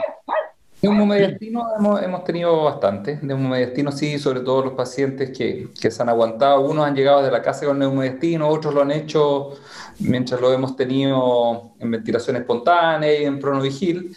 En general, la mayoría de esos neumomediastinos no ha sido problemático clínicamente, pero lo hemos encontrado a la medida que hemos ido haciendo cada vez más escáner. Hemos ido encontrando harto neumomediastino y neumotórax, sí, algunos casos, pero no diría que en una cantidad demasiado estratosférica, no tanto más de lo que se ve en el distrés habitualmente, digamos. Pero el neumomediastino sí, llamativamente mayor, diría yo, que lo que vemos en distrés habitual. Puede ser por la conducta restrictiva con la intubación de retrasarla un poco. Yo tengo esta impresión que planteas vos. Seguramente ahora tenemos toda la sala llena de pacientes con distrés respiratorio por COVID. Estamos ventilando muchísimo más pacientes que antes y por lo tanto tenemos la impresión que hay más barotrauma, pero seguramente debe ser similar al de cualquier distrés respiratorio. Sí, vemos mucho de todo. Y en relación a la embolia pulmonar, hay la verdad es que acá en Argentina mucha gente directamente anticoagula a los pacientes, mucha gente ante la sospecha de TEP por la imposibilidad de traslados, hacer una angiotomografía anticoagula a los pacientes, y otros directamente usan profilaxis ampliada, o sea, como Noxa 40/12 o alguna profilaxis de algún tipo así, un NI, sin dosaje la mayoría de las veces anti-DSA, en forma profiláctica por la alta incidencia de tromboembolismo de pulmón y que, bueno, asumiendo que van a ser embolia pulmonar. ¿Qué opinión tienen al respecto?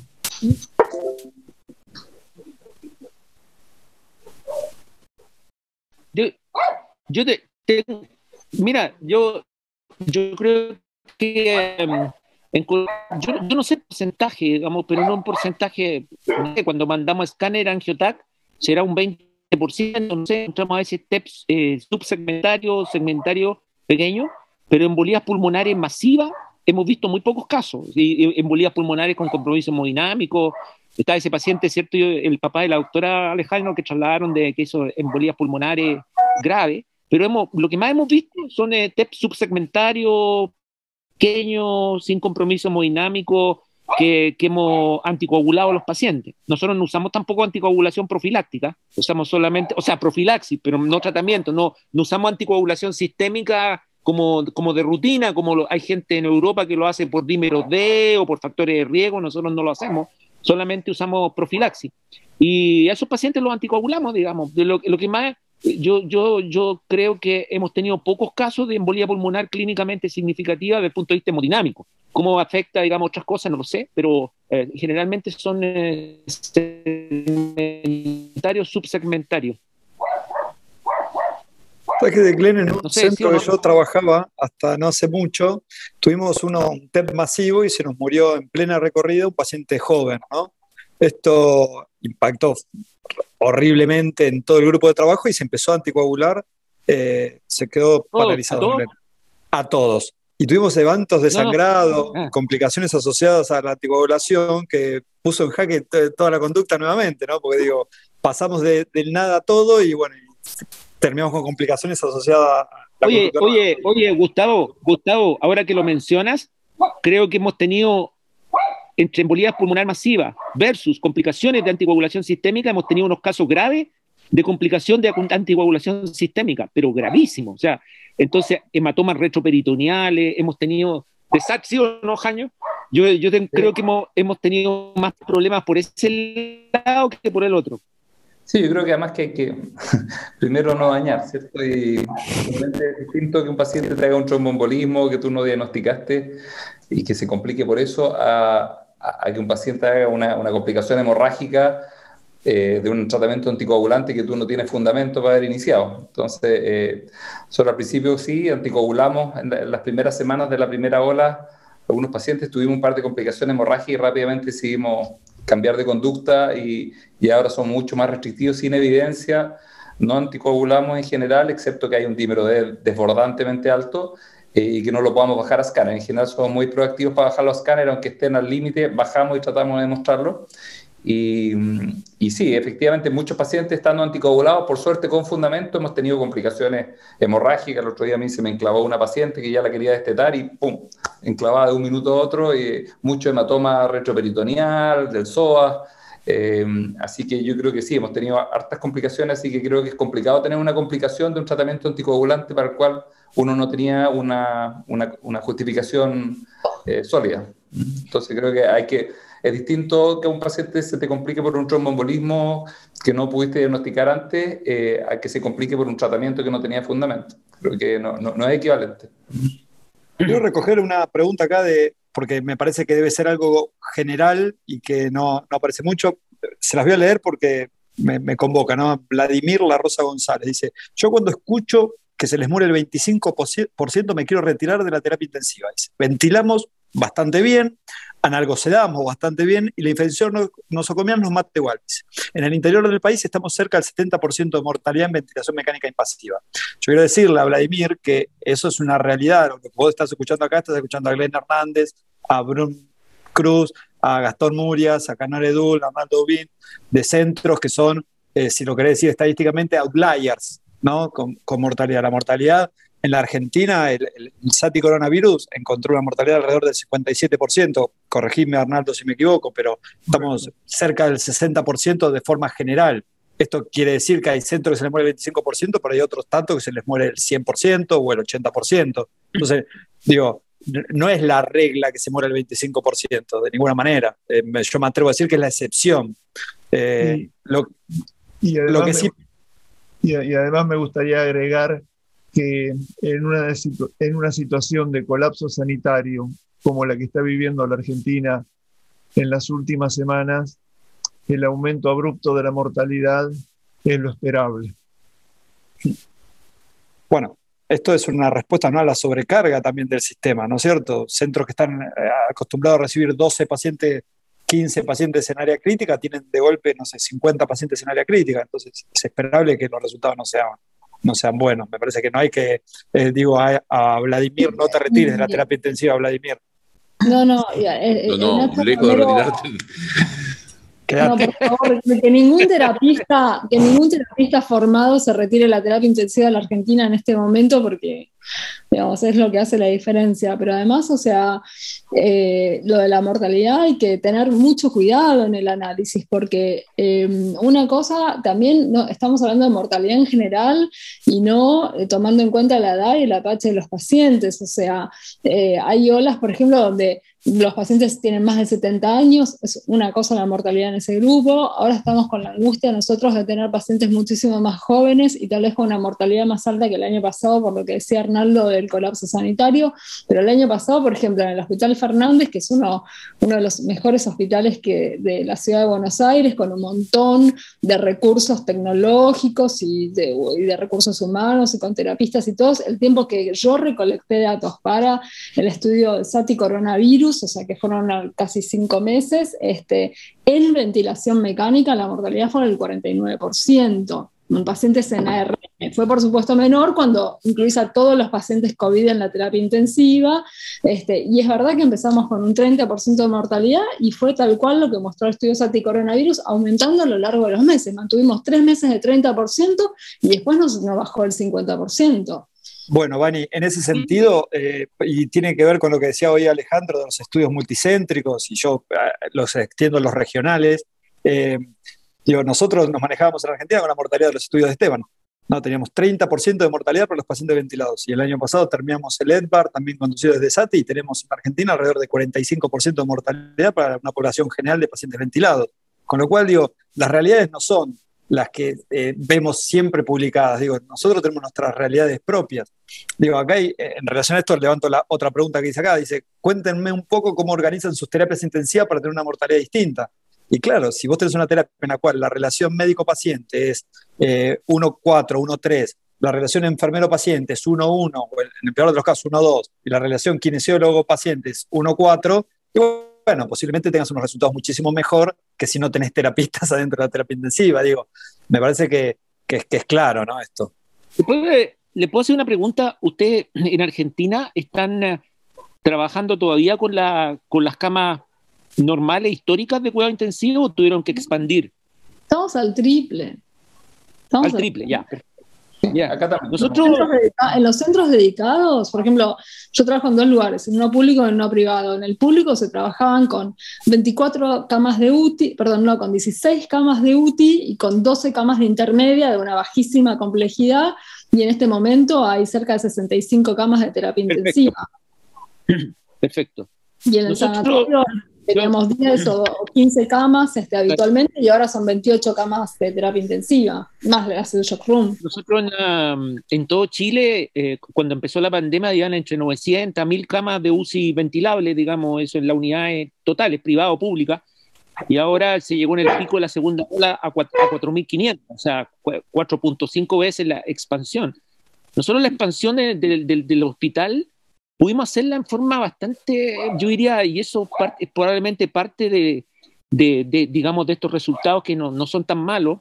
Pudimos hacer una expansión programada, progresiva, con calma, no de un día para otro. No tuvimos como en Milano, que hubo que expandir así hiperbólicamente en una semana, ¿no? Nosotros fuimos haciéndolo en forma gradual hasta llegar a ocupar los pabellones quirúrgicos, las salas de recuperación, postoperatoria, salas de pediatría, intensivo pediátrico, etc.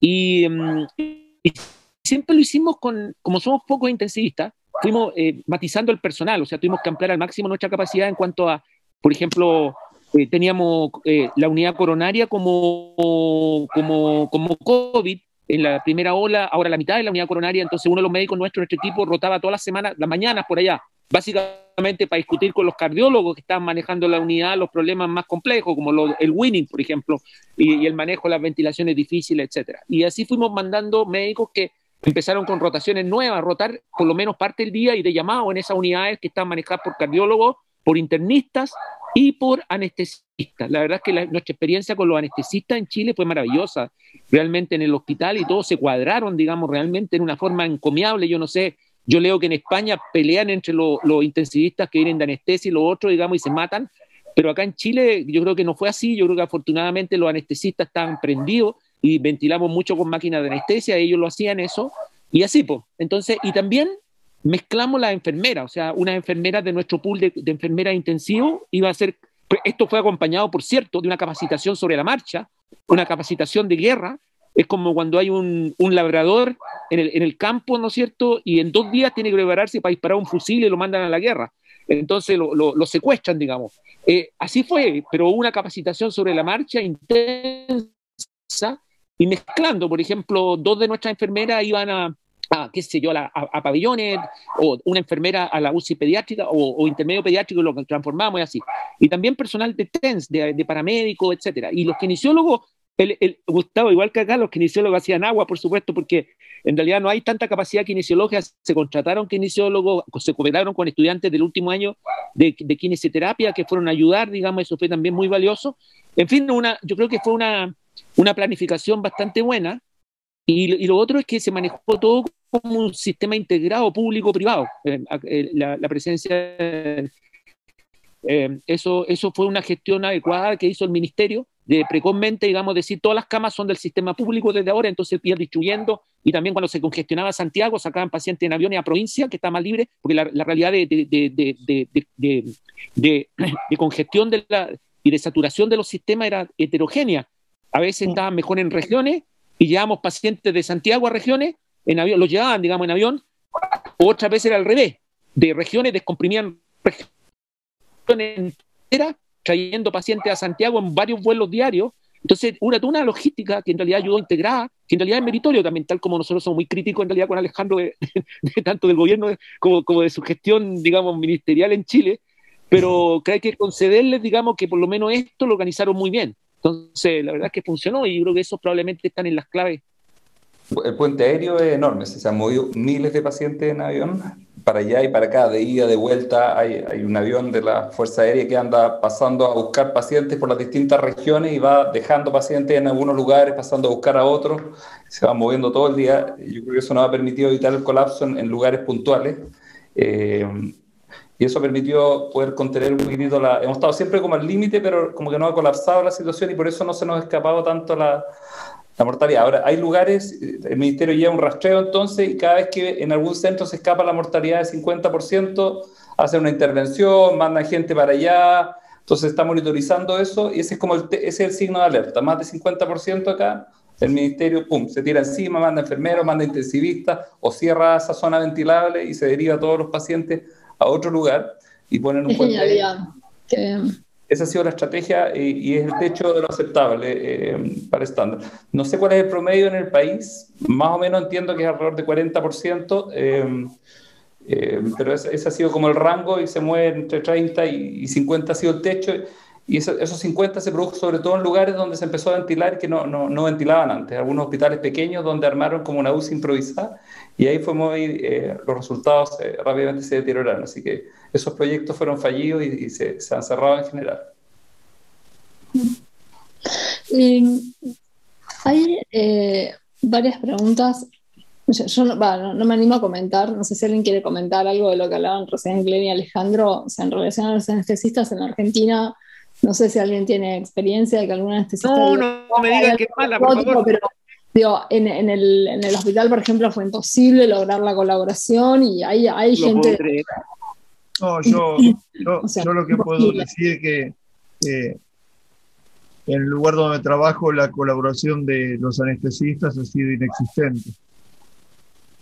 Ni bajar a intubar, o sea, tardíamente, o sea, como alguna vez, punto. Acá estaban un poquito reticentes también al principio, pero bueno, como varios de los intensivistas somos anestesiólogos también de formación básica y trabajamos harto ahí hicimos un trabajo con la Sociedad de Anestesia. Se empezó a hacer una capacitación, digamos, porque al principio como que no querían, y empezamos a convencerlos de que sí tenían competencias y herramientas como para poder aportar. Se hicieron unos cursos muy masivos y cuando la actividad quirúrgica se empezó a frenar para redirigir esos recursos, ahí se pudo capacitar mucha gente, se identificaron todas las máquinas que servían para ventilar. Así que la verdad es que así logramos entusiasmarlo y al final en realidad bastante positivo. Ya el último tiempo ahora ya como que no quieren más, en realidad. Lo hemos visto que ya están... nadie quiere más, estamos todos saturados. Sabes que a mí me llama la atención, Vani, porque a mí me consta, porque participé en la formación, la Asociación Argentina de Anestesiología, hizo cursos de formación y capacitación para el manejo de pacientes ventilados con COVID. Y yo participé activamente en eso, digo, de clases y de demás cuestiones. Me llama poderosamente la atención porque si bien la asociación les hizo cursos gratis a los anestesiólogos, para ellos, el impacto fue bajo o nulo. Todos los centros donde yo estuve no hubo alguna... Es un problema económico. Es un problema económico, o sea, en relación a que no están dispuestos a un esfuerzo tan terrible como significa tener una terapia intensiva incendiada como las tenemos por el sueldo que tenemos nosotros. O sea, un anestesiólogo en Argentina no gana menos de $1.000.000 por mes, mientras que los intensivistas, o sea, con suerte están alrededor de $100.000, o los que tienen 2 o 3 trabajos llegan a un poco más, pero a partir de tener 2 o 3 laburos. Bueno, son muy pocos intensivistas. Yo creo que deben haber 150 intensivistas adultos formados. Tenemos mucha gente de otras especialidades que hemos formado a través de diplomados y otras cosas, de manera que no quedaba otra en realidad que recurrir a los y muchos anestesiólogos e internistas se habían formado en intensivo a lo largo del tiempo porque hacían guardias o durante su formación de especialistas, rotan bastante por intensivo, y yo creo que eso nos permitió disponer de ese recurso, pero nosotros somos muy intensistas, no hubiéramos dado abajo. Seguramente estamos viendo los problemas culturales de diferencia entre los países, porque por ejemplo en Uruguay pasó exactamente lo mismo. O sea, al principio hubo un poco de reticencia de los anestesiólogos y enseguida cuando los enfrentaron dijeron, bueno, pero tenemos este problema, se pusieron la pandemia al hombro y vinieron. A mí, mi experiencia en la Argentina lamentablemente es que la gente dice, esto es un problema de los terapistas, como si uno tuviera la culpa de que el SARS-CoV-2 cause distrés respiratorio y no una miocarditis que ponga a todos los pacientes en bomba, y entonces nosotros estamos haciendo frente casi en soledad, porque a veces ni los psicólogos... En la unidad de cuidado intensivo ayudándonos a evolucionar, llamando a la familia. Se llamó a todos los especialistas y a cada uno se le designaban roles de acuerdo a lo que podía aportar, digamos, pero los dermatólogos siempre nos acordamos porque en realidad nunca nos habíamos imaginado, y la verdad es que con mucha disposición y entraron a la unidad y ayudaban en muchas cosas, a rescatar exámenes, nos ayudaban a escribir en las fichas, contactaban a las familias. Y por lo menos ayudó harto a la mística, al no sentirnos solos, digamos, porque la verdad es que sobre todo en la primera ola hubo mucho apoyo de otras especialidades. No solo los anestesiólogos tenían más competencias para ayudar, igual que los médicos de clínica médica, los cardiólogos, pero de otras especialidades también se involucraron, así que afortunadamente ahí pudimos como rescatar una mística y poder entusiasmarlo un poco. Eso fue algo positivo, por lo menos. Yo no me animo a opinar en esto porque nuestros anestesistas en principio mostraron una excelente predisposición a sumarse, por lo menos el grupo con el que trabajamos más frecuentemente. Simplemente no los necesitamos, pero esto es una realidad particular de mi hospital. Digamos, tenemos el recurso humano de intensivistas sobredimensionado. Pudimos tener a la gente licenciada en forma rotativa. En ningún momento estuvo reclutado el 100% del personal de cuidados intensivos, entonces no los llamamos porque no los necesitamos tampoco. Digo, me parecía de alguna manera que si nosotros teníamos gente licenciada, llamar a los anestesistas a trabajar en terapia intensiva era un poco irracional. Entonces, me parece que a los pacientes de terapia intensiva me parece que les conviene que los atiendan los intensivistas, y obviamente en una situación de catástrofe hubiéramos hecho el intento, no sé con qué respuesta, pero hubo un par de anestesistas que en el comienzo de la preparación para la pandemia mostraron la mejor predisposición para enseñarnos a manejar las máquinas de anestesia si nos hubieran hecho falta. Se iban a poner a ventilar pacientes en una unidad adicional armada a tal efecto, y bueno, no nos hizo falta. Así que no me animaría a decir qué hubiera pasado en el mundo real si hubiéramos tenido que convocarlos, pero la verdad es que no los tuvimos que convocar. Pero insisto, una buena es la acotación realidad particular de mi hospital, de nuestro hospital con Gustavo, y no tengo una sola queja para con nuestros anestesistas. No, obviamente hay lugares en que es así. Pero es una buena acotación porque acá en el chat podemos ver que hay varios anestesistas participando que se sintieron por ahí tocados con el comentario porque sienten que ellos participan o que asisten. De hecho, las realidades son distintas en todos lados. Por ahí se generalizó en algún punto y es cierto que, y yo doy fe, que la Asociación de Anestesia intentó de alguna forma generar un curso para todos los anestesiólogos. Después, la realidad de cada lugar es particular, ¿no? Bueno, estamos un poquito pasados de hora. Yo me quiero quedar, ¿eh? No, me pará. Tengo a Glenn y tengo a Alejandro acá y vos me vas a cortar. No te voy a cortar, pero te voy a contar una cosa. Glenn se conectó a última hora porque venía de una mesa en un congreso colombiano. Entonces, es doble el agradecimiento. Y nadie, oye, Gastón, nadie me ha ofrecido ni un miserable copa de Malbec, nada. O sea, estoy seco, ni siquiera he tomado agua. ¿Te das cuenta? Tengo un mate. Ni siquiera una Coca-Cola, nada. Bueno, no. Bueno, ya nos tomaremos un vino, espero. Ya se acabarán estos tiempos oscuros, volveremos a apagar las cámaras y a prender el fuego y Eso, qué poético. Y si hay una cosa que vamos a recordar con alguna alegría, han sido estos momentos, ¿no? Yo la verdad que disfruté muchísimo este curso. Creo que a veces la magia ocurre y a veces las cosas funcionan y a veces se genera un ambiente que hace que estemos contentos, felices. Una vez le preguntaron a Moyo, el líder de Divididos, ¿por qué sonaba tan bien Divididos? ¿Por qué sonaba tan bien en vivo Divididos? Y dijo, mira, hay dos cosas.